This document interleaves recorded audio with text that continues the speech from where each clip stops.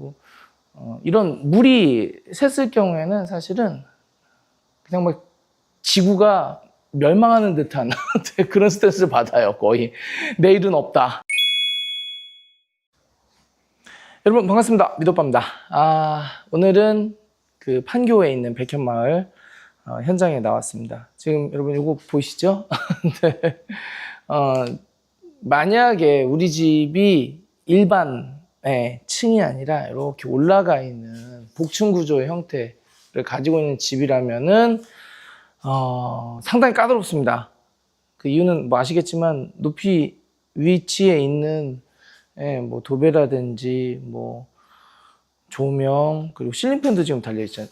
실링팬도 지금 달릴 거거든요. 그래서 이제 이런 걸 설치하기 위해서는 사다리 작업을 해야 되는데 사다리는 사실 굉장히 위험합니다.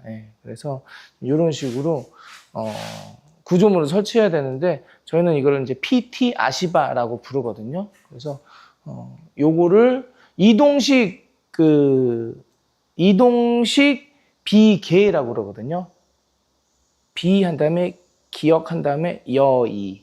그래서 이동식 비계라고 그러는데 PT 아시바 해도 되고 비계라고 해도 되고 그래서 오늘은 요거에 대해서 좀 간단히 좀 말씀드리고 좀 정보를 좀 드려볼까 합니다. 그래서 건설 현장에서는 많이 쓰이거든요. 그런데 인테리어 현장에서는 그렇게 많이 쓰이진 않아요. 왜냐하면은 뭐 쓸 일이 있어야 쓰는 거니까요. 그래서 지금도 보시면 저 위까지 이제 가게 돼 있죠. 그래서 요거를 이제 화면 돌려서 한번 볼게요. 이렇게 설치했을 때는 이제 중요한 게 요겁니다. 사람이 올라갔을 때 천장에 손이 닿아야 된다라는 거예요. 설치를 했는데도 천장에 손이 안 닿을 정도로 높으면은 사람이 딱 섰을 때 천장 닿을 위치까지 계속 높여야 된다라는 거, 이제 그런 게 하나 있고요. 그래서 이제 도배하시는 분들께서 조금 더 요구를 하실지도 모르겠는데 일단은 하나만 설치를 해 놓고요. 그래서 이동할 수 있도록 바닥에다가 이렇게 바퀴도 설치를 하게 됩니다. 그리고 넘어지지 말라고 추가적으로 이제 이런 식으로 안전 브라켓이라고 해야 되나요? 이걸 좀 대놓는 거고요. 대신에 이제 바닥을 살리기로 했을 때가 참 언제나 고생인데 지금 폴리베니아를 2장 깔았음에도 불구하고 이 바닥에 흔적을 남길 수가 있거든요. 이 바퀴가. 게다가 이제 사람이 올라가고 뭐 2명, 3명 이제 이렇게 올라가고 그러면은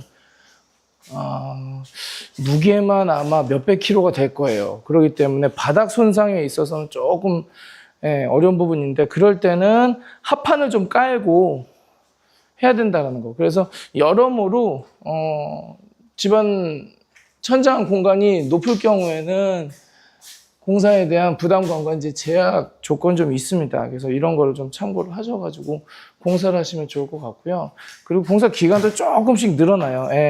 그래서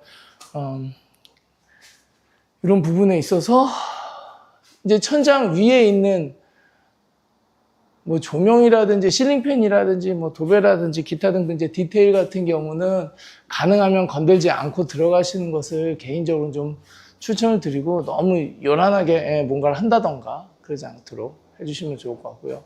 지금 보면은 위에 디퓨저 정도만 있죠.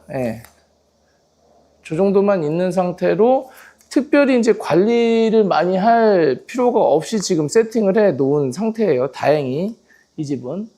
죄송합니다. 요거 보이시죠? 요거 디퓨저. 요건 뭐 특별히 교체할 게 없잖아요. 그리고 얘도 떨어뜨리면서 조명도 교체하기 쉽게 해놨는데 만약에 내가 우리 집 밝게 해야지 해가지고 위에다가 이제 간접점 빵빵 때리시는 경우가 있는데 그럴 경우엔 좀 피곤해집니다. 이거 높이만 보세요. 사람이 사다리 놓고 하면 대기치 할 정도 수준이 아니에요. 그리고 사다리 같은 경우에는 아래쪽으로 이렇게 벌리잖아요. 그런데 굉장히 위험합니다. 이게 휘청휘청 됩니다. 그러니까는 가능하면은 위에는 조명을 넣지 마시고 만약에 그래도 난 좀 밝게 하고 싶다 그랬을 때는 요 벽면 있잖아요. 요 벽면. 그러니까 사다리를 대도 조금만 올라가서 바꿀 수 있는 이런 정도에다가 업라이팅을 한다거나, 그리고 지금 여기는 요 부분, 이 부분 있죠? 요게 구조물이 요거. 여기에다가 조명 얹어 놓으면은 위로 밝혀주니까 좀 그렇게 좀 세팅을 하시면 어떨까라는 생각이 있습니다. 물론 이제 직접 등처럼 내 머리 위로 딱 떨어지는 조명이 아쉬울 때는 어쩔 수가 없는데요. 근데 요즘에는 그렇게 조명을 세게 내 머리 위로 딱 떨어뜨리는 분위기가 아니고 다 간접으로 밀고 나가기 때문에, 그래서 그런 부분에 있어서는 뭐 큰 무리 없이 예쁜 조명 세팅하면서도 높은 천장 커버가 될 듯 합니다. 자, 그리고 에어컨 설비가 들어오면서 여기가 조금 이슈가 있었어요. 그거 한번 말씀드릴게요. 전체적으로 천장은 뭐 무리 없이. 에어컨 설비가 여기 보면은 우리가 이제 요 구조물을 저희가 할이라고 그러거든요. 요거. 지금 요게 이제 가로 질러 가거나 세로 질러 가거나 뭐 요런 식으로 좀 사이 보시면 보이잖아요. 복층 구조이기 때문에 그런 것 같아요. 그래서 이 공간이 없어가지고 지금, 얘를 밑으로 내린 수밖에 없었거든요. 이 배관을. 그래가지고 여기가 천상, 이게 떨어질 수밖에 없는 구조를 이제 만들어 놨는데, 그리고 드레인이 또 이제 이쪽으로 들어가야 되니까. 그래서 여기는 제가 아예 에어컨 설비팀에다가는 이쪽까지는 하셔도 괜찮다. 왜냐면 여기 단내림을 해가지고 커튼 박스를 만들면 되니까. 근데 다른 데는 안 됩니다 이렇게 해가지고 어찌 하셨어요 막 이런 데도 막 넣어가지고 천장도 뻥뻥 뚫어서, 천장 뚫리는 거에 대해서는 걱정하지 마십시오. 목공팀이 와서 다 하니까요. 그래서 처음에는 곱게 뚫리겠지 하고 이제 기대를 하고 있었는데, 아니나 다를까 곱게 뚫리는 현장은 없고요. 그리고 게다가 이제 하시다가 여기 또 스프링클러를 살짝 또 건드시는 바람에 이쪽에 물이 좀 샜어요. 그래서 아래쪽에 물 살짝 스며들어가지고 이거 걷어낸 다음에 지금 다시 재보양한 겁니다. 파란색 테이프 위에 흔적 보이시죠? 다시 재보양하고 그 걷어낸 다음에 선풍기로 막 말리면서 이렇게 했어요. 그래서 기존에 있었던 것을 재활용한다, 재사용한다도 어렵습니다. 이렇게 한두 군데에서 삐걱대는 순간 크게 공사에 데미지를 주기 때문에, 이런 부분에 있어서는 내가 부분 공사를 한다, 인테리어를 할 때 뭐 반셀프로 한다 했을 때 굉장히 어렵게 가시는 경우가 좀 그런 부분들이 있어요. 자, 화면 바꿔서. 그래서 차라리 가장 쉬운 거는요, 뭐 돈이 많이 들어가겠지만 건축을 새롭게 하는 게 가장 쉽습니다. 변수를 제어하면서 갈 수가 있고요. 그러나 이제 인테리어를 할 때는 변수 제어하기가 좀 항상 언제나 쉽지는 않은데, 다 걷어내고 하는 게 가장 좋고요. 그러나 이제 금전적인 문제라든지, 그리고 아파트 상태가 좋을 때는 뭐 다 걷어낼 수가 또 없잖아요. 그러면 지금 여기도 마루를 살리고 대리석도 지금 바닥 대리석도 살리고 지금 이런 상황이거든요. 그럴 경우에는 뭐 조심조심하게 해야 되는데, 지금처럼 뭐 에어컨 배관이라든지 원하는 대로 지나갈 수 없는 상황이라든지, 그리고 이런 식으로 에어컨에서 왔을 때 물이 샜을 때라든지, 그리고 이렇게 천장이 높은 경우라든지, 이럴 경우에는 굉장히 난공사입니다. 사실 이 쉬운 공사가 아닙니다. 그래서 제 어필을 하자면 제가 있다고 해서 뭐 안 날 사고가 안 나고 뭐 이런 거라기보다는 어떤 대처할 수 있는 그런 조언도 제가 드리고, 그리고 이런 물이 샜을 경우에는 사실은 그냥 막 지구가 멸망하는 듯한 그런 스트레스를 받아요. 거의 내일은 없다 약간 이런 느낌이 드는데, 사실 그렇지는 않습니다. 다 수리하고 고치고 할 수가 있는 거거든요.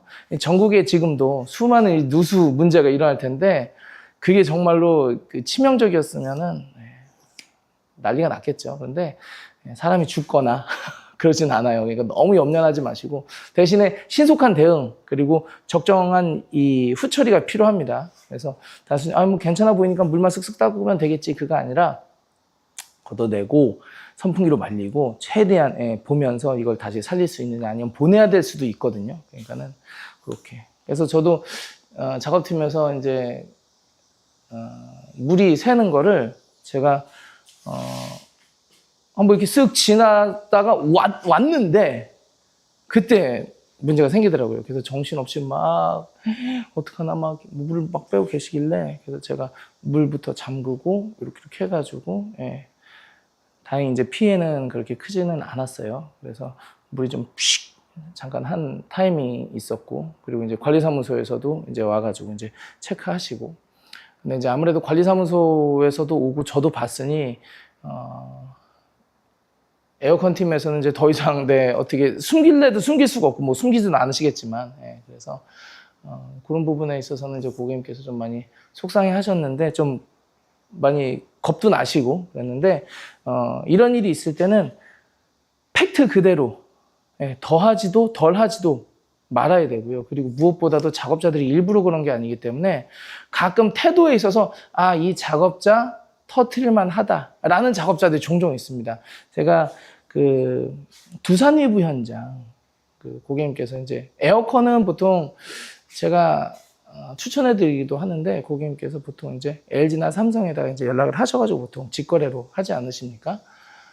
그런데 거기서 온 작업자들의 태도, 그때 제가 천장 날린 거 보고 막 삐뚤삐뚤. 지금 여기도 보면은 그래도 여기 보면은 뭔가 기계로 딴 듯한 느낌이 들죠? 예. 그러니까 일자로 쪼르륵 땄잖아요. 근데 거기는 막 삐뚤빼뚤하고 막 잡아 뜯고 이런 느낌이었어요. 그래가지고 결국에는 나중에는 거기도 스프링클러를 건드려가지고 또 터트리고. 야, 그래서 이거 기본 소양 안 되는 사람들이 이쪽 계열에 있구나. 조심해야 되는구나. 그러니까는 뭐 삼성, LG, 뭐 한샘, 뭐 그런 브랜드 다 필요 없고요. 사람이 문제가 있으면은 현장에서 그런 큰일들을 야기합니다. 그래서 기본적으로 이거 딸 때도 깊게 넣어서 따는 게 아니라 그 기계도 그 톱날을 딱 한 장 딸 만큼만 1cm 딸 만큼만 세팅을 해가지고 싹 돌려도 가끔 문제가 생기는 마당에 그냥 대충 따고 막 이제 이런 경우가 있는데 다시 이야기를 좀 돌아오면은 팀장님 태도도 좋았고 그래도 나름 선수였어요. 근데 어떻게 하다 보면 이렇게 잘못이 나오게 됩니다. 실수도 나오게 되고 그럴 때 제가 이제 어떻게 보면 이제 최초 발견자이기도 하잖아요. 가가지고 막 어깨뽕 탁 집어넣은 다음에 거 봐라. 내가 소개시켜주지 않은 팀인데 뭐 어쩌저쩌 그러면서 아이고 그러면 안 됩니다. 일단은 그 일을 빨리 수습할 수 있도록 다다닥 하고 그리고 이제 일단은 그 정신이 나가게 됩니다. 그 물이 한번 빵 터지게 되면 사람이 그럴 때 옆에서 서포트 해드리면서 정신을 차리게 해줘야 돼요. 그래서 괜찮다. 일단 이거 빨리빨리 하고 이거 잠그고 이렇게 해가지고 이거 들어낸 다음에 빨리 닦아가지고 물 저쪽을 일단 쓸어내고 살짝 저기 이렇게 고인 거는 해가지고 선풍기 해가지고 빨리 하면 됩니다. 대신에 이제 그 저 터트린 부분, 저 용접한 부분이 이제 잘 돼야 될 텐데 이제 저런 거는 우리 작업하신 그 업체 쪽에서 이게 확약서라고 해야 되나요? 뭐 그런 게 있대요. 터지면 책임진다. 뭐 이런 거 작성하시고 그리고 무엇보다도 이제 고객님께서 굉장히 저보다 이제 연배는 있으시죠. 성숙한 어떤 분들은 난리가 나고 막 울그락불그락 해지고 막 분노에 차가지고 막 이제 이러시는 분들도 계신데 심정은 이해합니다만 그런다고 일이 해결이 안 돼요. 그리고 만약에 그 작업팀에게 그 비난의 화살이 쏟아지지 않습니까? 그러면은 작업팀이 죄송합니다. 그리고 나가버립니다. 굉장히 책임감이 없는 모습인 것 같죠? 그런데 지금 저 땀 나는 거 보십시오. 이 현장에서 덥고 사람이 지치고 그러잖아요. 그러면 이제 멘탈도 탁 나가는데 비난의 화살이 확 들어오면은 놓습니다, 일을. 그럼 어떻게 되느냐? 다른 작업자로 바뀌겠죠. 왜냐면 본사가 이제 있으니까. 그런데 다른 작업자가 바뀌면 당장 오늘 오후나 뭐 내일 아침에 올 수 있느냐? 그 시스템이 안 돼요. 또 섭외를 해야 되고 시간이 걸리고 그리고 게다가 자기가 저질러 놓은 일에 대한 원인 규명을 자기 스스로가 할 수가 있는 부분이지 않습니까? 이런 거는. 그런데 새로 오신 분은 이걸 다시 해야 되고 그리고 새로운 사람은 본인도 이제 책임을 또 져야 되는 부분이고 이제 막 기존의 일을 넘겨받아야 되니까 거의 이럴 때는 기간도 한 일주일, 문제가 됐을 때 한 일주일, 뭐 하루 이틀 만에 오면 너무 좋은데 장담할 수 없는 거고요. 그리고 기존에 있었던 거를 놓치는 경우가 또 있습니다. 그러니까는 인수인계도 이럴 때는 어쨌든 잘 안 돼요. 게다가 본인 스스로가 무너져가지고 그런 경우도 있지만 누가 봐도 이거는 좀 도를 넘는 비난을 받았다라던가 그랬을 경우에는 네 죄송합니다. 그리고 그냥 쑥 나가버립니다. 그러니까 그런 일이 발생하지 않도록 서로 도우면서 해야 됩니다. 이런 말씀을 하신다면은 어쩔 수는 없어요. 만약에 야 내가 돈 주고 하는 건데 내가 이 정도 화도 못 내니? 이것 때문에 내가 받는 피해는 어떻게 할 건데? 만약에 이거 물새 가지고 아래쯤 내려가가지고 그럼 어떻게 할 건데? 그죠? 근데 그러면은 인테리어는 망합니다. 그게 망하는 겁니다.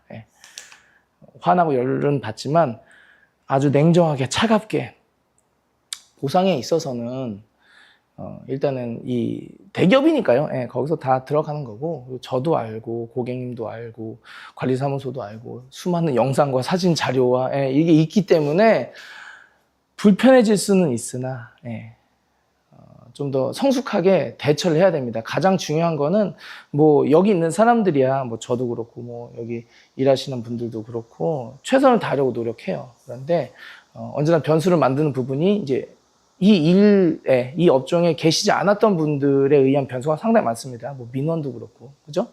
민원 겁나서요 하시는 분들 많잖아요. 그런 거 마찬가지예요. 그래서 우리 고객님께서도 대처를 너무 능숙하게 잘 해주셨고, 알았어, 괜찮아, 이렇게 좀 해주세요. 딱 하니까 벌써 작업자들도 그날 저녁까지 그 다음날 아침 일찍 와가지고 여기 보양 싹 다 다시 하고 탁 해가지고 지금 싹 빠진 상태입니다.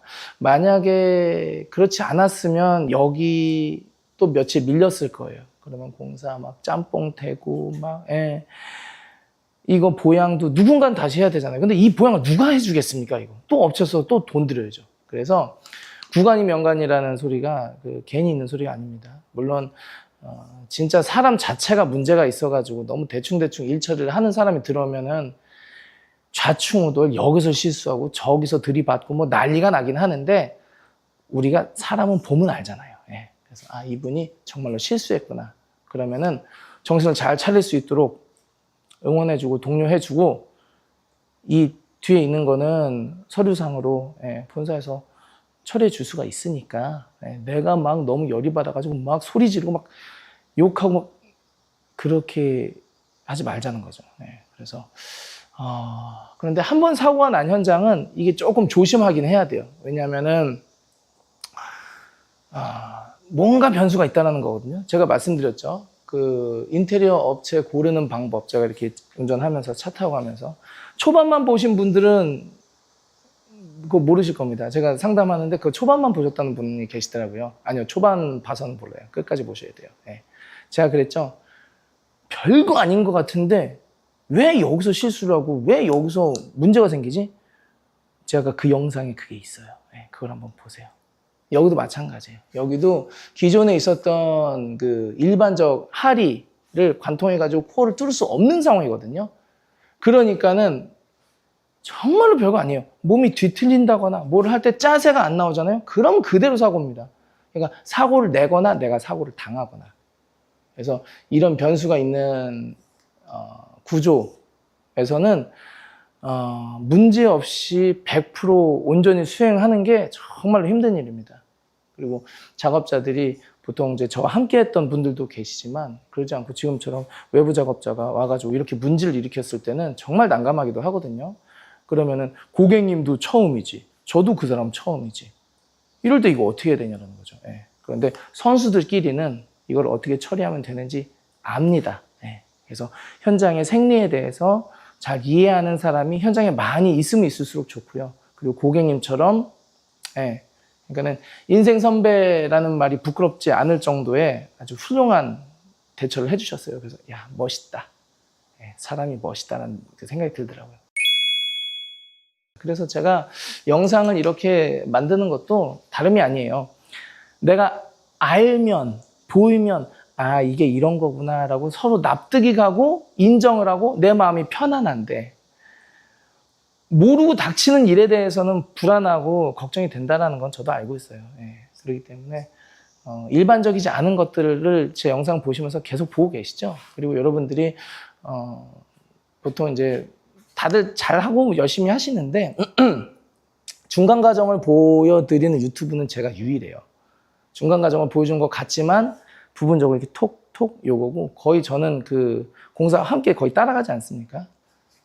뭐 저도 뭐 24시간 뭐 지켜보고 있는 건 아니지만 그래도 저는 나름대로의 그 영상을 통해서 여러분들이 갖고 가시는 게 있다고 봐요. 아, 저건 치수 몇이라서 요건 이렇게 하면 좋겠다. 요런 느낌 말고 그 인테리어의 그 흐름, 인테리어의 생리, 어떤 이 노가다판의 어떤 이 분위기에 대해서 여러분들에게 제가 전달해 드린다고 생각을 하거든요. 그래서 뭐 기술적인 거라든지 뭐 디자인 디테일적인 거는 이미 정보들이 많이 나와 있기 때문에 그런 걸 뭐 좀 참고해 주시면 좋고, 제 유튜브에서는 이 공사의 어떤 흐름과 이런 것들을 따라오시면 여러분들께서 뭐 턴키를 하시던 뭐 셀프를 하시던 반셀프를 하시던 뭐를 하시던 간에 스트레스 없이 좀 가실 수 있는 그런 제가 좀 굳은살을 좀 제가 이렇게 영상을 통해 만들어 드리는 거니까 그런 건 좀 확인하시면서 그냥 속 편하게 영상 보시면서 따라오시면 좋을 것 같아요. 오늘은 이렇게 이동식 비계 PT 아시바를 설치를 했다. 뭐 올라가는 건 뭐 이제 이런 데 타고 이제 올라가는 거예요. 그러니까는 이게 그 위험해요. 덜렁덜렁덜렁 하고. 그러니까는 순식간입니다. 사람 다치는 거. 요만큼 높이에서만 떨어져도요. 이런데 그냥 부러져요. 사람이 참 약해요. 그러니까는 이런 게 들어올 수밖에 없는 좀 변수가 있는 현장이다. 그러면은 기간도 여유 있게, 금액도 조금 여유 있게, 그리고 마음도 그럴 수 있다. 좀 너그럽게 그렇게 가주시면은 좋지 않을까라는 생각을 해보면서 영상은 여기까지 하고요. 다음 영상에서 인사드리겠습니다. 시청해주셔서 감사합니다. 안녕히 계십시오.